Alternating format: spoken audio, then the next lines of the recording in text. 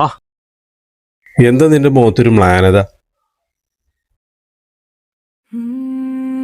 റഫീഖേ, ഉമ്മാനെ ഇപ്പാനൊക്കെ നല്ലോണം നോക്കണം. പിന്നെ കുട്ടികളോടൊക്കെ പുറത്തു പോകുമ്പോഴേ നല്ലോണം ശ്രദ്ധിച്ചു കൊണ്ടുപോകണം കുട്ടികളൊക്കെ.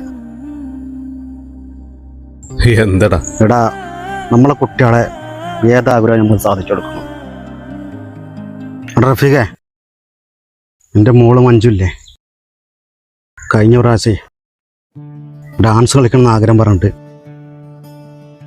സാധിച്ചു കൊടുക്കാൻ പറ്റിയില്ല.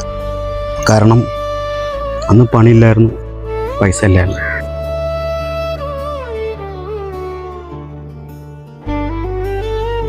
അപ്പോൾ നമ്മളെ മക്കൾ എന്താഗ്രഹം പറഞ്ഞാലും എന്തെങ്കിലും കാട്ടിയാൽ നമ്മൾ സാധിച്ചു കൊടുക്കണം.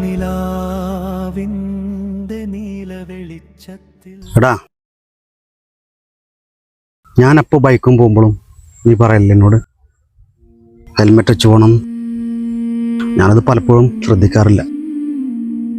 നീ നിൻ്റെ മക്കളെ കൊണ്ട് പോകുമ്പോഴെങ്കിലും ഹെൽമെറ്റ് വെച്ച് പോകണം. അതുപോലെ നമ്മളെ കൂട്ടുകാർ ബൈക്കും പോകുമ്പോഴും ഹെൽമെറ്റ് വെക്കാൻ പറയണം.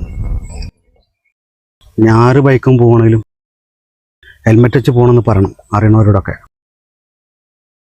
അല്ല, എന്നും പണ്ടില്ലാത്ത ഒരു ഉപദേശമൊക്കെ എന്താ? എന്തു പറ്റിടാ നിനക്ക്? എന്തു പറ്റി?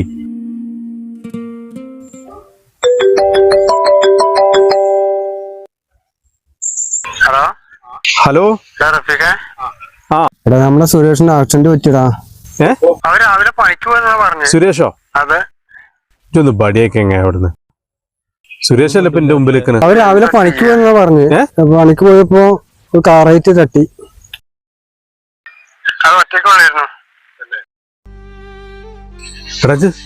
ഇത് സത്യടാ പറയണേ? സത്യടാ. ഞാൻ മോട്ടോർ സൈക്കിളിന്റെ മുന്നിലാണ് ഞാൻ വിളിക്കണേ.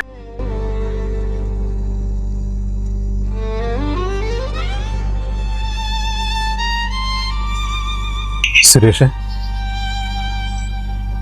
എടാ സുരേഷ്, എടാ സുരേഷ്, സുരേഷ്,